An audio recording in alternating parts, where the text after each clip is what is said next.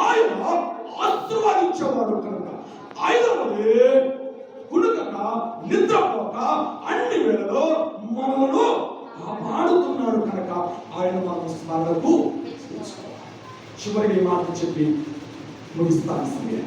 ద్వితీయోపదేశ కాండం 8వ అధ్యాయం 18వ వాక్యం. కాగా నీ దేవుడైన యెహోవాను జ్ఞాపకము చేసుకొనవలెను. ఎలయనగా తాను నీ పితరులతో ప్రమాణము చేసినట్టు తన నిబంధనను నేటి వలె స్థాపింపవలెనని మీరు భాగ్యము సంపాదించుకొనుటకై మీకు సామర్థ్యము కలగచేయువాడు ఆయనే. స్తోత్రం చెప్తామా? స్తోత్రం చెప్తామా? ఎందుకు మనం స్మరణ తెచ్చుకోవాలి? ఎందుకు మనం జ్ఞాపకం చేసుకోవాలో తెలుసా?